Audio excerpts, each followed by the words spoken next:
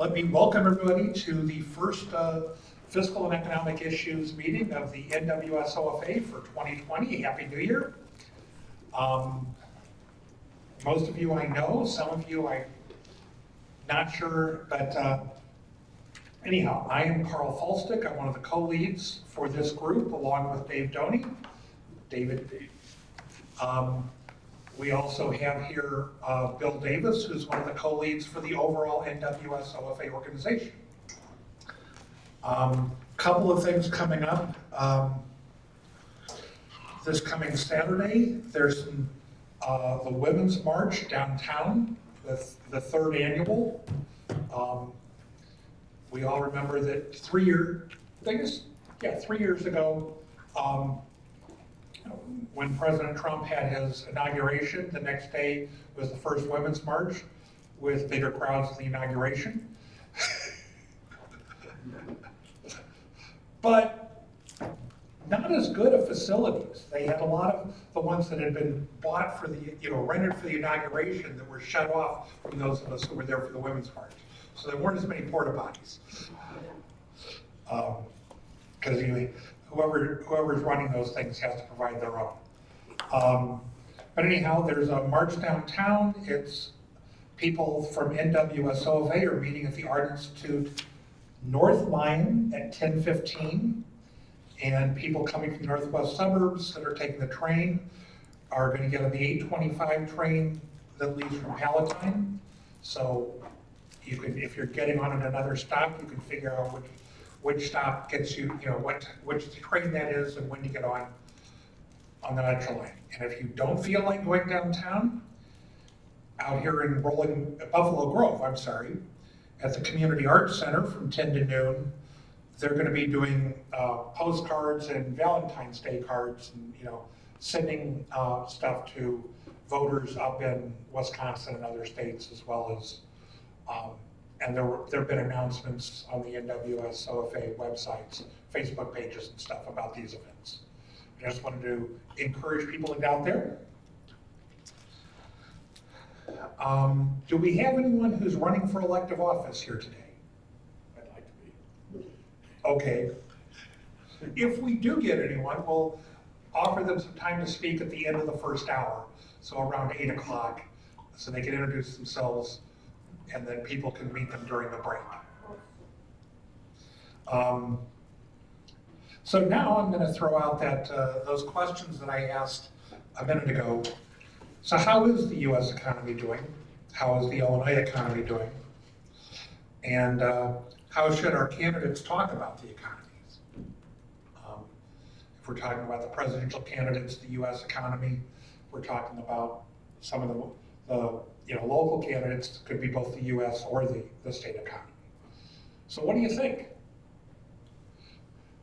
Yeah. I think at the moment the economy is doing reasonably well, but I think having paid a little bit of smidgen of attention and watched your graphs with the bumps and stuff, that the economy goes up and down. But so one option would be for the politicians to tell the truth and say the economy's up right now, but it will go down soon, but we don't know exactly when. But of course, politicians telling the truth would, I know. That could never happen, and I'm not sure that any of them would know how to. I mean, No, how would we, so I'm not sure. Yeah, Bill. I think most of us here that come here are fairly informed. It looks like the economy is a continuation of the Obama economy, just looking at the charts and graphs and everything. And I guess I would say that Trump is doing a nice... I've been interested recently in the statistics on the level of poverty or near poverty, so that our society, apparently 44% of the individuals, I assume that's not households, the individuals are making less than $18,000. So the politicians should, and some of them are. Okay. Those statistics are interesting when you dive into them. Yeah. Yeah. I mean, if you're getting that, you're probably counting children and retirees Oh, to get to No, 44%. no, it was working level age. The other thing is, you have over 20 million people that are working part-time who want to work part-time, and they're in that group. The 44% or 40% of households are low income is based upon as a fraction of the median wage, so that if the median wage keeps going up and their wages keep going up, they'll still be at that 44% level. One of the things I want to do is go ahead and take a look at, those statistics and say, okay, the 40th percentile folks last year, inflation adjusts them back 10, 20, 30, 40 years, what percentile would they have been at for those households back then? The same. No, No? because real median incomes have been going up. Right. So the practical matter is that the folks that were the 40th percentile last year might have been at the 60th or 70th or 80th percentile back in 1990 or 1980 or 1970. I think people should, the Democratic candidates should focus on the big ticket items, getting those costs down. So healthcare costs, college costs, that's where I would start and focus on that. The overall economy is doing fine. And to say that there's something wrong with the economy, I think is a bad way to approach it. It would be, our healthcare is way more expensive than the rest of the world, and I'll have charts on that. And then, tuition is unbelievably expensive and bankrupting for so many families that you really, if you want to go to school, you really need to figure out how to pay for that and make it like high school, and everybody just goes to college if they want to, or trade school on the house. And I think that's where they should go. Yeah. I mean, that's kind of where I'm coming from, is that, a number of the presidential candidates talk about the economy is only working for the top 1%, 5%, 10%. And when I look at the statistics, it seems to be working for a much bigger part of the economy. There are still people who are being left behind. There are definitely still people who need assistance and need help and need a helping hand to get up and to do better. But by and large, the economy itself is doing well, and then the question is, how much credit should Trump get for that? As Bill talked about, the growth of the economy, the growth of jobs is to a great extent a continuation of what was happening before Trump was elected. Yeah. I think it would be fair to say that the economy is probably doing better for those in the upper crust, but I think it's a little bit hard to make a lot of hay out of that, because some of those are our people donating to our candidates, and at some point that'll come back to bite you, and people will figure out that these people are donating to our side. So, what are you going to do? Well, I think, one of the things I see as a problem with the Democratic presidential candidates, they're talking about talking down the economy like many Democrats did in 2014 and 2016, is most Americans think the economy's doing pretty well. Yeah. And if a candidate is saying we aren't, Credibility. I think that's a credibility problem, yeah. Anyhow, appreciate your input. I want to add something. Yeah. I'm an old guy, I'm retired, I'm basically an investor. So for me, the economy looks pretty good, especially another, 270 points today.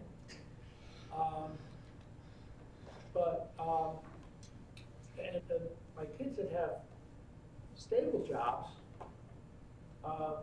the things look pretty good for them. But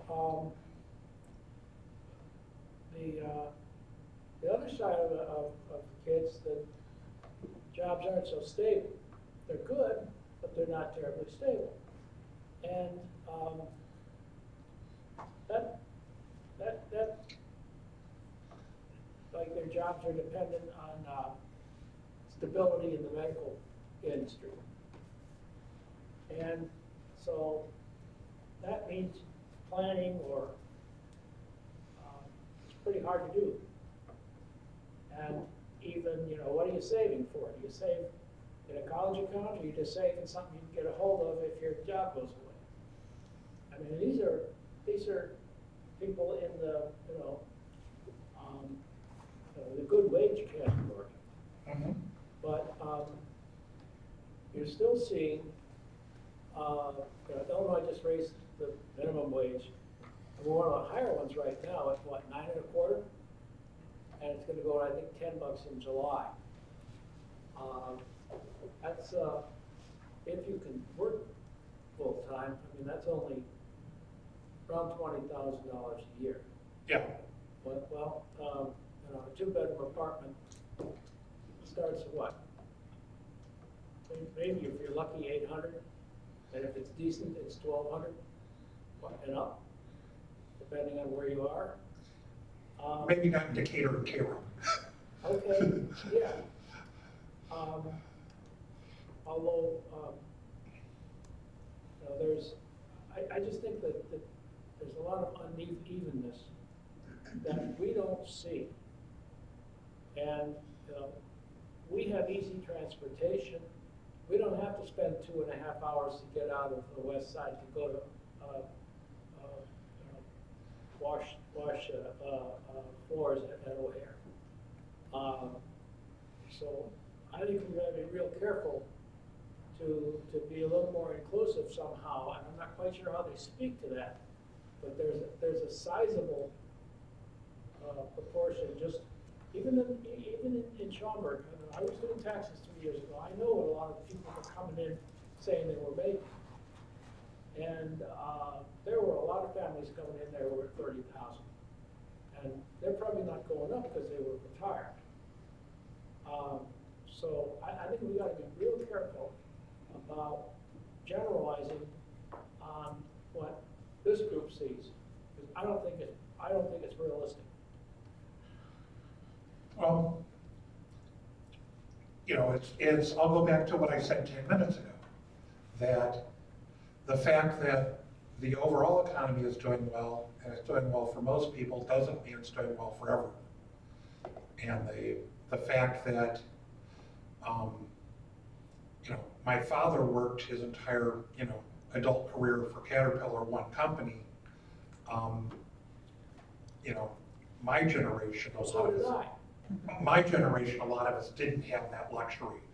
We had to move between companies and go off on our own and all. And it was a different thing. And so the idea of stability, I'm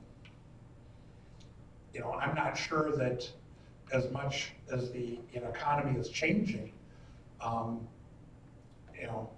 that we're going to have stability. If you look back at who was the Dow Jones Industrials and the big companies 40 years ago, the big TV manufacturers were RCA and Zenith. Sears was in the Dow Jones Industrials as one of the top 30 companies. So was General Electric. So, and I think Apple had come out with the Apple II, and some companies had found a product called VisiCalc that their accounting departments were starting to use. That was around 1979. I'm not sure exactly when. But so, the companies that are, IBM was the big computer company back then. Obviously now it's not the big tech company. So I think you're right that, the economy is not great for everybody. And we need to figure out how to, not only provide education, but also for those people that are earning less money, have an expanded earned income tax credit for childless workers.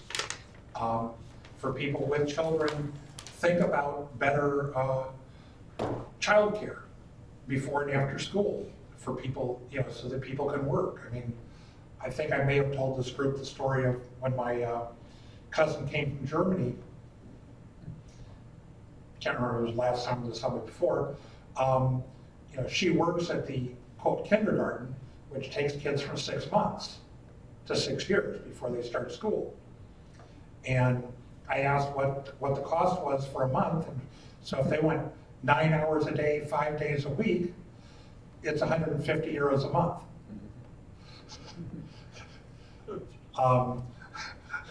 You know, childcare is affordable, and that's a government-provided thing, just like the public schools. Yeah. Yeah, one thing that was absent, at least I thought was absent from the debates, were any conversation about deficit or debt, tying that back to what I call the great Trump tax giveaway to corporations and the wealthy. And today I read an article that $35 billion was registered by the US banks, just pure pickup in profit over the last 2 years. During those last 2 years, they have cut their number of employees significantly. And what I've seen is, you know, that the tax cut was supposed to be self-funding because it was going to grow jobs, grow the economy, bring business back to the U.S. And in fact, at least by the numbers we'll look at today, I think it's 1.8 million less jobs than Obama in the last 35 months. So it's like it doesn't seem to be generating anything new, and yet our deficit now is really popped up, what, 400,000 or 500,000 a year? Yeah, 400 or 500 billion. Billion. 400 or 500 billion a year. It's all a matter of you know what I meant. Who was the Wisconsin senator? A billion here, a billion there. That's right. After a while, it's No, No, that was Dirksen, I think. that was Dirksen. Yeah. Okay. Paul, you had a question. In terms of job security, I grew up in a Midwestern small town well away from a big city like Chicago. And during my lifetime, I watched as one after the other of the local companies became part of multinational conglomerates. And it seemed to me that that process resulted in a significant increase in job insecurity for all of their employees. Because once they became part of a multinational corporation, there was now somebody in some remote place who was very willing to move all those jobs somewhere else, but not the employees, for a small change or something else. And I don't hear anybody in the national narrative talking about these kinds of issues, and I suspect that the rise of multinational companies is at least in part aided by our tax policies. Okay. But I will say that in terms of companies moving jobs, one of the assignments I had early in my consulting career involved the manufacture of tennis balls. And primarily a big manufacturer back in the 70s was Penn Tire and Rubber, make Penn tennis balls. They also made Wilson tennis balls back in the 70s too, out of the same plants.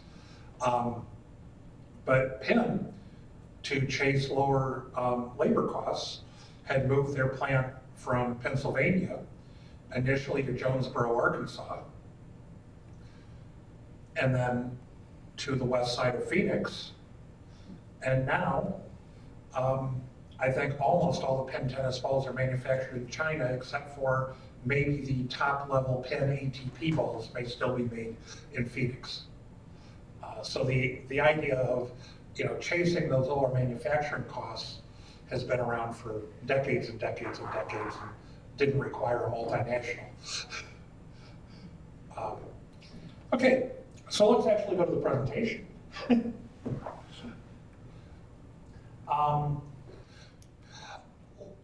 This past month, December, we added, according to the Bureau of Labor Statistics, 145,000 jobs in total.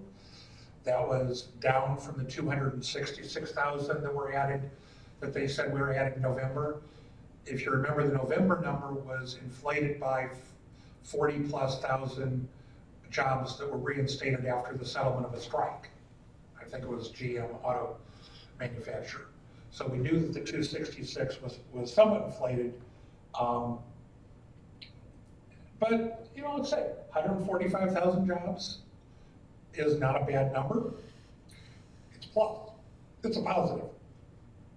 I'm gonna start to worry when it drops below 100, and I'm gonna really start to worry when it goes negative, like it did back in 2008, 2009, 2010. We've had 111 months of positive job growth creation since October 2010. And in terms of private sector, it's been going up since March of 2010. What happened in 2010, we'll probably see this year as well, which may make it interesting in an election year. In the summer of 2010, the census peak employment is in May. And then they lay off those temporary census workers in June, July, and August. So that'll be a downer on the jobs numbers going into the fall election season. Some Democrat may actually try and use that as a sign that the Trump economy is less than booming and stellar. I don't know. But anyhow, that's something you can predict. And the census, the spending on the census and employing those people will be a bit of a fiscal stimulus to the economy beyond what we're doing with the expanded spending and the tax bill, which I call a tax deferral, not a tax cut. Because since we didn't cut spending, all we're doing is adding those tax cuts to the deficit with interest that have to be paid in future years. If we look at jobs in the more recent years, by year, we see that 2019 was, not, the Trump years aren't terrible. They're not quite as good as some of the Obama years. But again, they're better than 2010 as we were just getting out of the recession. And they're much better than 2009 and 2008 when we're losing 4 million jobs a year. The all-time best, it looks like, is 1978, when we added 4.26 million jobs for the year. It's also, when you look for the all-time best GDP growth quarter, it's also under Carter. It's amazing. Yeah. What happened in 2014 that popped the amount of employment so high?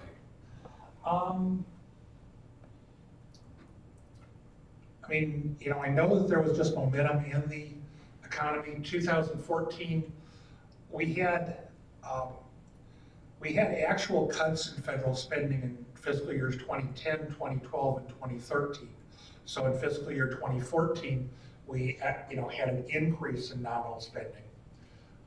We were not, we weren't doing as much austerity then in 2014 as we had been in some of the other prior years. The other thing which, I'd have to look back and see, in certain things like manufacturing, if the price of oil goes up, we end up getting extra manufacturing jobs to create drilling equipment. And that may have been part of the fracking. Going back 6 years, my memory's kind of failing me on that one. I want to say the fracking boom is a really good, it's probably, but we will check. It's certainly a factor.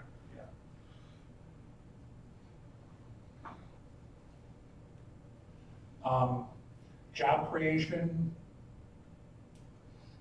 this was one of my metrics that I set up 3 years ago before President Trump took office was, will job creation be faster under Trump than it was under Obama?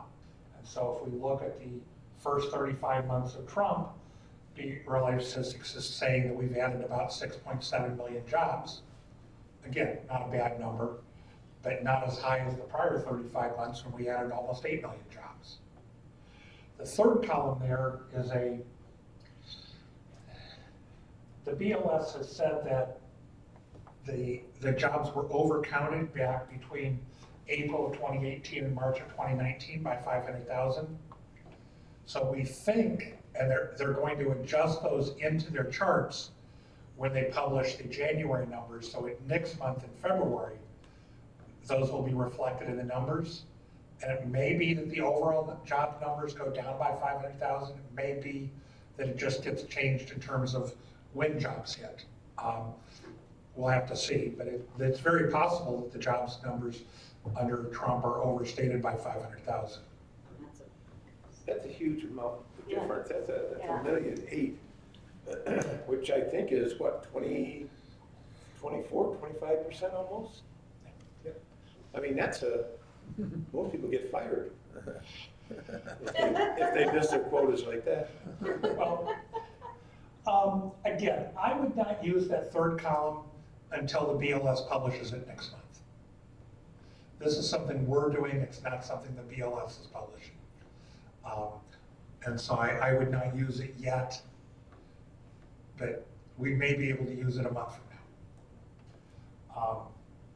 But I mean, you could compare it against what did Trump say job growth was going to be under Trump? 25 million over 10 years, 2.5 million a year. So, 7,500,000 in 3 years. He's not getting what he promised. So if they do an adjustment of 500,000 jobs, how will that be affected in 1 month? Well, no, they'll spread it back over the months when it occurred. So the average then will drop, the monthly The average. average will drop, the total will drop. And what happens is the jobs numbers come from surveys of employers every month. And, not every employer promptly,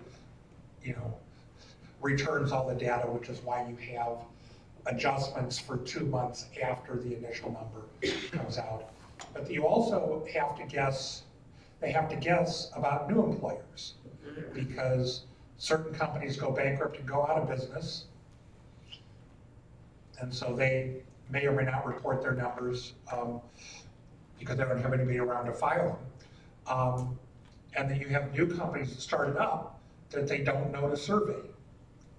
But every company has to go ahead and file for, I think unemployment insurance is the filings they use for payroll. And so they count the number of employees on those unemployment tax returns. And that's how they get the adjusted number, and that's how they made that $500,000 job adjustment. And we expect they'll make that adjustment next month.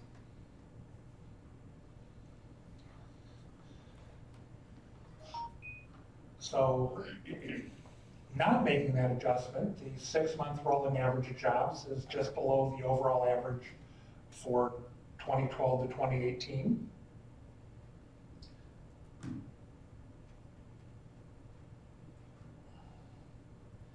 Job creation over the past year by sector. The most jobs were created in healthcare, then professional and business services, then leisure and hospitality. People say, all the jobs are in retail. Well, we see that, was it 2,000 jobs were added in retail? So no, all the job growth is not in retail. Well,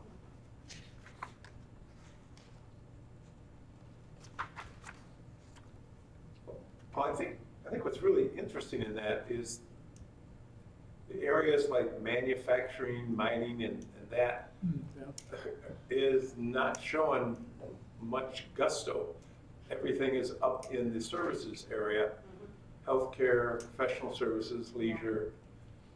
Construction is I guess, a good pick, but. Well, on the manufacturing side, I think up until fairly recently, the price of oil was not high. So we didn't have a lot of call for drilling equipment. One of my high school Facebook friends has worked on offshore drilling, and that's not doing very well. If we look at average monthly manufacturing job creation, we see it is up a bit under Trump. And again, it was down definitely in 2016. It did have a blip up in 2014, so that may have been part of the fracking boom that we were talking about a couple minutes ago. And again, the price of gas was fairly low in 2016, which meant that we weren't doing a lot of drilling equipment, and we started doing more drilling equipment as the price of gas went up, but it then came back down. And I mean, it's not the only thing that's affecting manufacturing levels, but it's a factor. The other thing that's affecting manufacturing more recently is once we started the tariffs and the uncertainty surrounding the tariffs, companies are hesitant to make investments. If they can put off, because they don't know where to invest for the best economic return if the trade rules are changing. You know, if your parts for a car that's going to be assembled in the U.S., do you manufacture those parts in Canada, U.S., Mexico, China, Vietnam, where? And if there's uncertainty surrounding the trade deals, that just basically means that people go, we'll just put off the investment until we have a little bit more certainty. We do have this week the passing of the U.S., Mexico, Canada trade deal through the Senate, which will be signed by President Trump, which should provide at least some stability on the trade front. And there is a phase 1 China deal, I think, which may get us back to closer to where we were when Trump took office in terms of what's going on, with maybe a couple of things better and a couple of things worse. Yeah. I was just listening to the radio on the way here. I think it was the David Patman show, and he was saying this phase 1 thing is nothing more than a deal to buy more goods. It does nothing to correct any of the other problems that Trump claimed he was going to fix when he was running for office, such as the stealing of company secrets and things like that. None of that has changed. And he says that there probably won't be a phase 2. This is just it. Well, I read something that the forcing companies to provide, trade secrets and canceling that ability was part of this phase 1 deal. So I don't know. I read I that read the same. also. I think it's weak, but Yeah. But there's at least something in there that provides some relief on that front. We'll cover it next month, we'll bring that up, we'll do that. And at some point, if anybody really wants a nice project, compare what we got under the USMCA versus what we would have gotten if we'd just gone ahead with the TPP. And updated, which would, because Mexico and Canada are part of the TPP, would have updated the NAFTA 3 years ago. and it would have cornered China and forced China to do TPP because it was that big. Yeah, it included, 11 countries, included, So we got, well, doesn't have Obama's name on it, so it's a major win. there you go. Unemployment rates. The U3 unemployment rate, which is the one that's typically talked about, is not unchanged at 3.5%, which is a low, it's not an all-time low by any means, but it's a low since 1969, I think. So it's like a 50-year low. That's a good thing. The U6 rate, which we didn't start tracking until 1994, the 6.7% last month, is an all-time low. So we're, the U6, if you recall, is everybody in the U3 rate. The U3 rate is people who aren't working, looking for, and have looked for work in the prior month. The U6 is aren't working and looked for work in the prior year, as well as the people who have part-time jobs who want full-time jobs.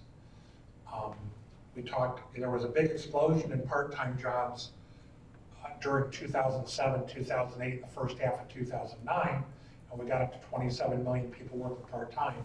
But even at its peak, the number of people who were working part-time who wanted full-time jobs was about 9 million. So most people who were working part-time wanted to work part-time.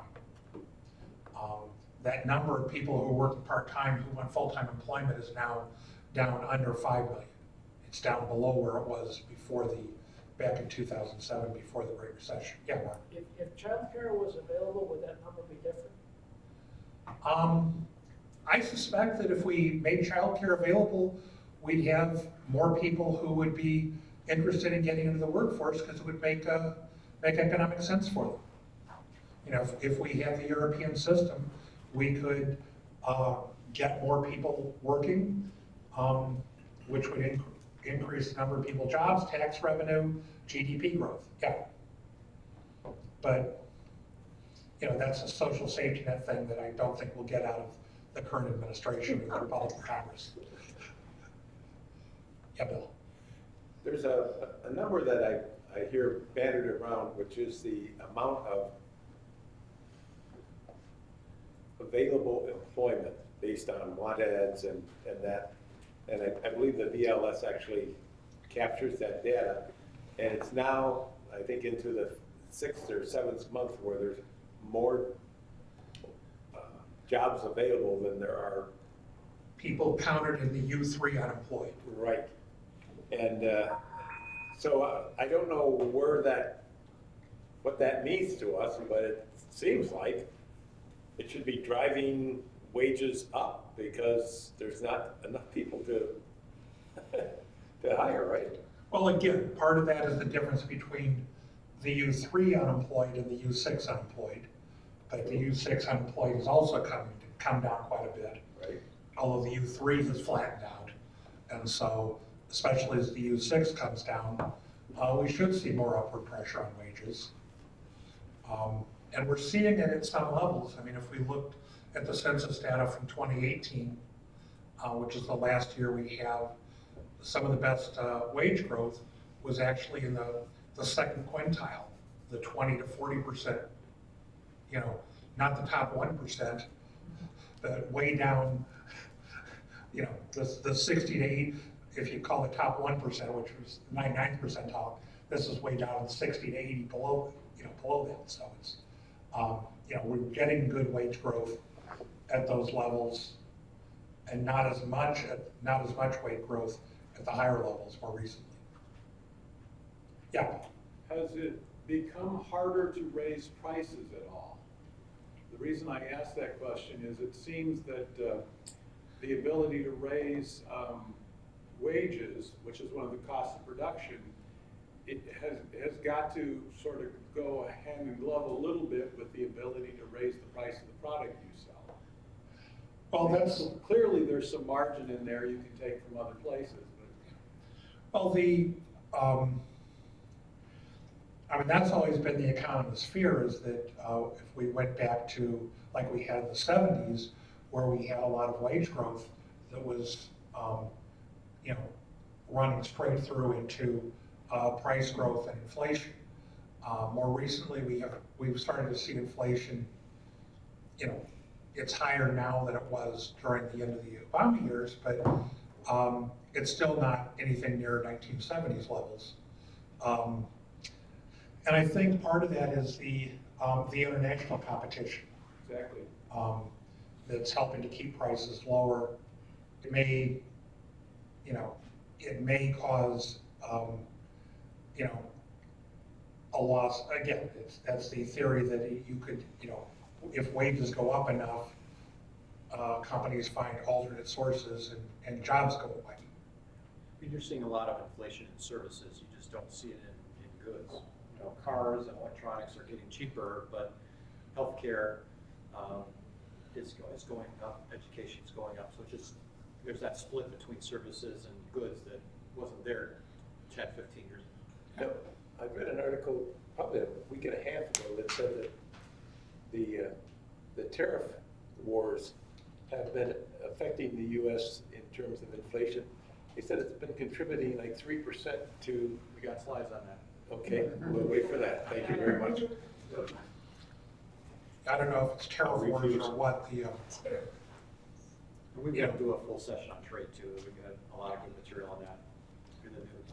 when I was in my Aldi's grocery store for the first time in a month, the price of my Chipotle peppers had gone up from 99 cents to $1.19. 20% increase. Out of control. And the can of corned beef hash had gone up from like 169 to 269. Wow. I don't know if it was the Chipotle peppers, was always a lot lower than getting it into the local grocery stores.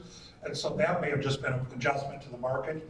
The corned beef hash is now probably more than you're gonna pay at Mariano's or Jewel. So I don't know, that may just be a mistake.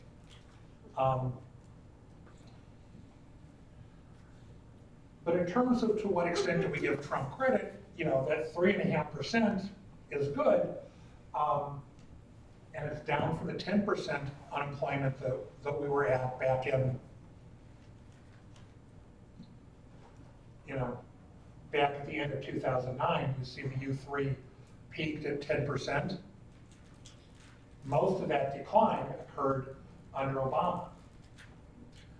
So by the time Trump took office in January 2017, the unemployment rate was at 4.7%. It's continued to go down somewhat, 3.5%, and that's good. I'm not going to speculate as to whether or not it's going to stay that low or go up or down between now and the election. I don't think it's going to go much lower between now and the election, but I'm not sure whether it's going to go higher. But this is, in terms of talking about the economy, it's a good economy. That 3.5% is good. How much credit does Trump deserve? Well, with that, when you look at those numbers, I mean, if you go back 10 years ago, when we had 10% unemployment, people they didn't have jobs, they weren't spending money. Now you look at it, it's like 7% more of the economy basically is buying stuff and moving. I mean, that should be driving the economy. Yeah. And, it is, although, GDP growth is not booming, despite the tax, changes and the increased spending. So the increased deficits, and we'll talk about that in a minute. So inflation, the red line, food and energy tend to be volatile. And the other goods tend to be more constant. So the red line is inflation without counting food and energy. The blue line includes food and energy. So you see that we actually had overall deflation when the price of gas was going down. And we see that in 2016 the price, in 2015 the price of gas went way down, which caused the overall inflation rate to be basically zero. Then it went up a little bit. So we take a look at earnings growth from a nominal standpoint before adjusting for inflation. It's been creeping up. From a real standpoint, after inflation, it's lower than it was at the end of the Obama administration. We had a big drop in that last month. Look at that red -0.5 versus November. That was a big drop off because inflation was going up and the wages came down a bit. The nominal wages came down once they got a double whammy.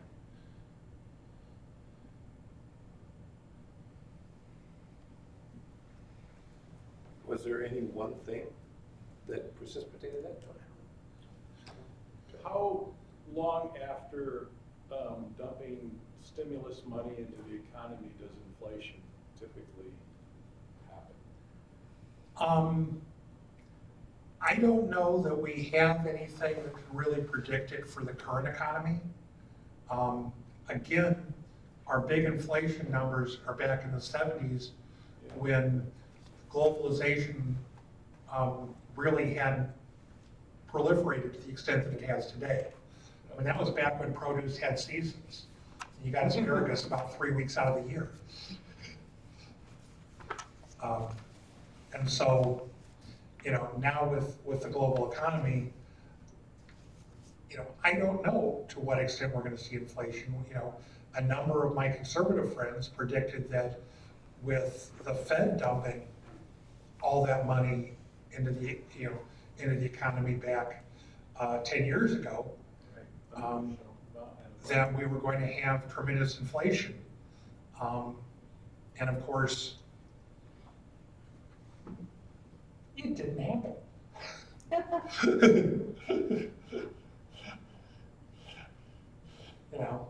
So the big inflation was 2008 with gas prices.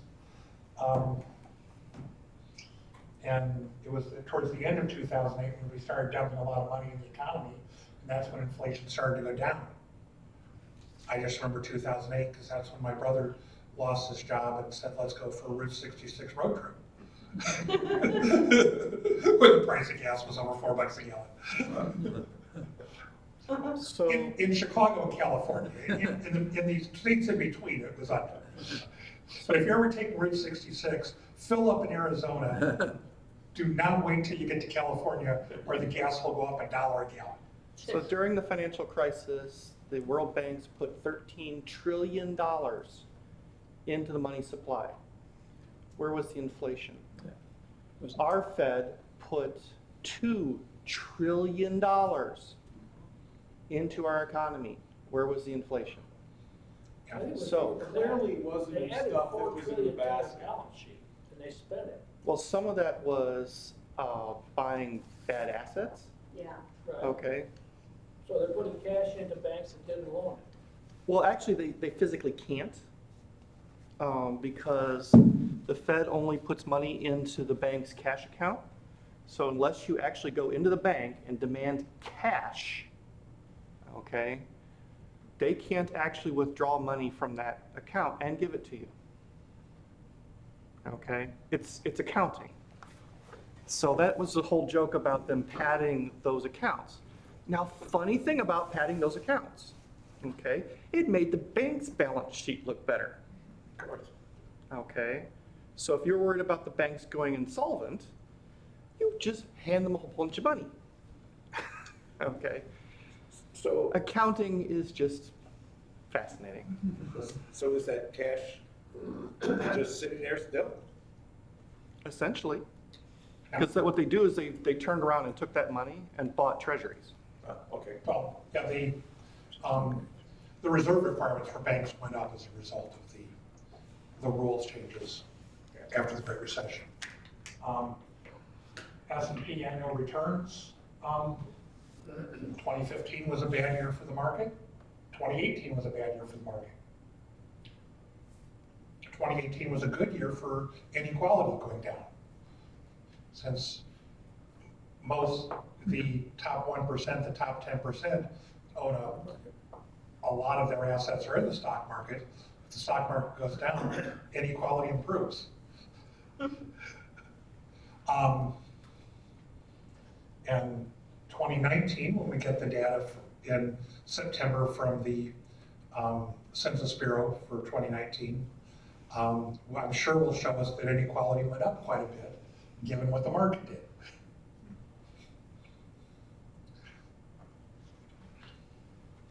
But, some folks that have some money in the market, Mark, myself, hopefully a lot of you do, we like 2019 better than 2018.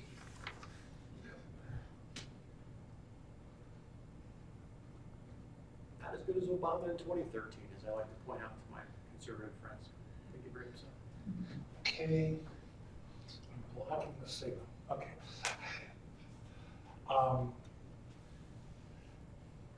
And so this is something that people talk about. Trump stock market performance has been so great.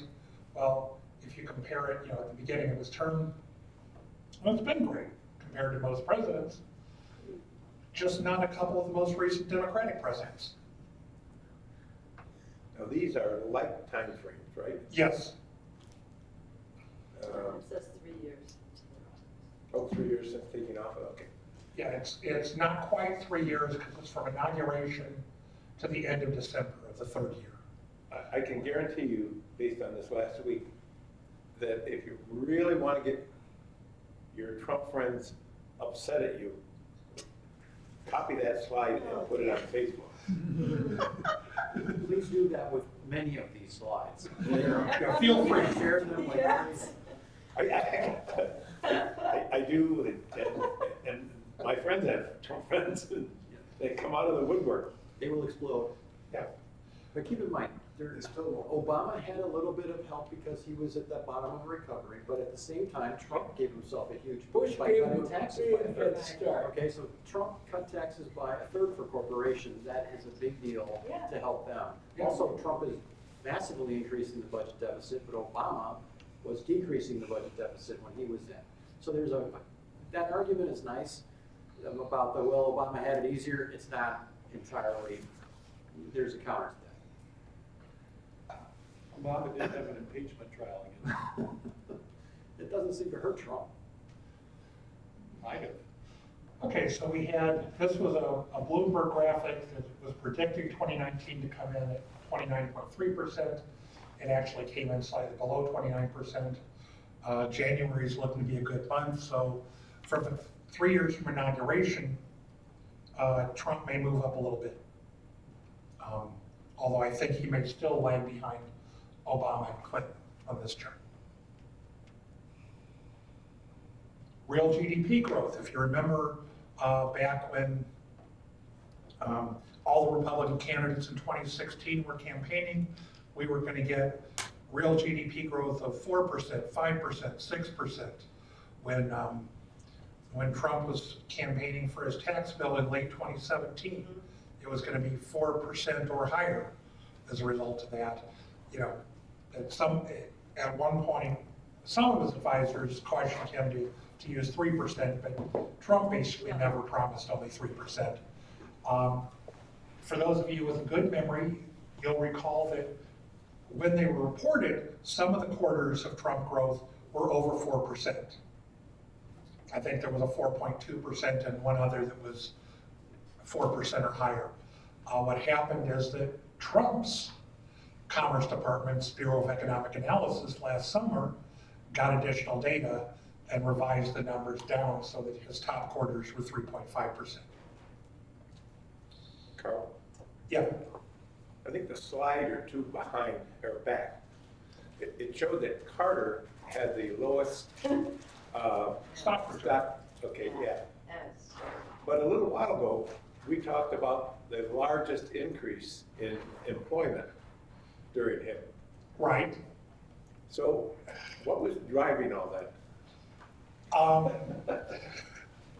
See how good you are. I was in college, so, Who the hell knows? but I did took one or two economics classes back in the late 70s. We had a number of things are driving it. We had good job growth under Carter. We had pretty good real GDP growth under Carter, but we had steadily growing inflation under Carter, which was because of what the Fed policy was. And one of the Fed chairman was appointed by, one of the not so good Fed chairman was appointed by Carter before he finally appointed Paul Volcker in 1979. And so I think it was Fed policy and inflation that was driving it, and the perception of the Carter economy not being nearly as good as it actually was, even with that inflation adjusted or real GDP growth was 3.4% under Carter for the 4 years he was in office. Average monthly private sector job growth was higher under Carter than it was under Reagan. And most of your good deregulation also occurred under Carter, especially the ones in think it was 1979, when he allowed home brewing and additional, beer manufacturers, because we were limited to like 49 beer manufacturers in 1979, and now there's like thousands. Couldn't this be tax policy? I mean, you're watching the fact that you can now give huge bonuses based on stock to your corporate elites, and so they push the stock price up. Yeah, I don't know that there was anything negative in terms of tax policy under Carter. You couldn't give enormous bonuses to your execs. Yeah, I don't remember when that came in. It was early '80s, so it wouldn't have helped Carter. It would have helped these other guys, but it wouldn't have hurt Carter directly, but it helped the other ones relative to him. Yeah. Yeah, it would have helped the other guys. Yeah. So this goes back to the most recent presidents. It isn't lining up the top presidents in terms of stock exchange, right? It's only the most current. This goes back to Carter.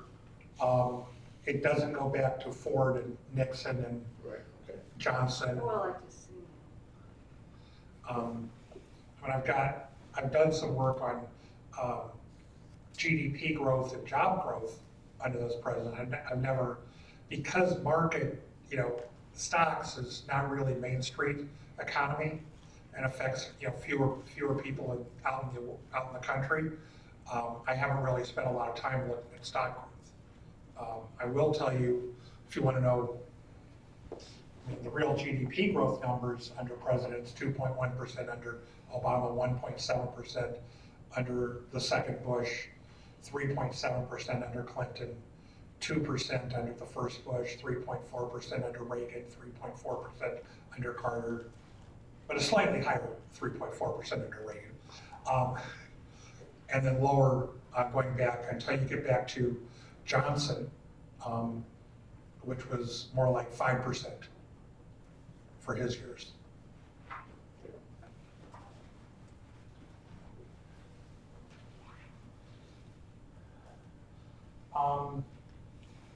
We got a forecast for GDP growth in the fourth quarter of 1.1%, which may or may not turn out. We will get the first estimate of fourth quarter 2019 GDP growth in the last week of January. So it's going to come up within the next couple of weeks. So rather than spend a lot of time looking at the forecast, I'll wait until next month and we'll look at what it actually did. But this is suggesting that we had the first quarter of 2019 had 3.1% real GDP growth. The second quarter had 2%, third quarter 2.1%. If the fourth quarter comes in at 1.1%, the overall year number is going to come in somewhere right around 2 to 2.2%. So substantially less than the promised 3, 4, 5, 6% growth that the Republicans were promising if we elected them 4 years ago.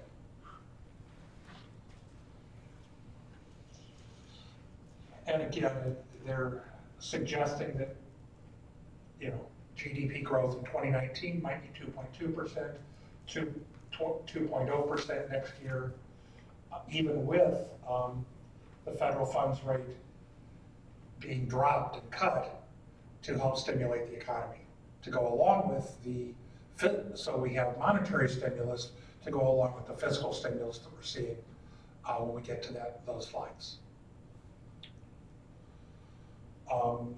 Probability of recession, we had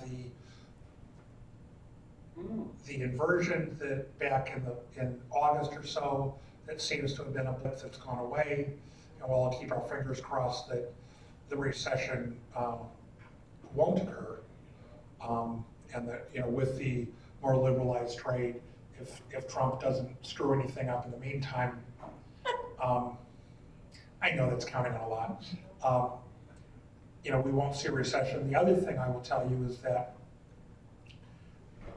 even if a recession were to start next month, the labeling of it, the start of a recession, would not occur until after the election. If you remember the Great Recession, which officially started in December 2007, wasn't called a recession until after the election in November of 2008. So it wasn't labeled a recession until almost a year later. This is very telling proof. That's scary. Because it looks like we're headed towards one. It looks like it was accurate.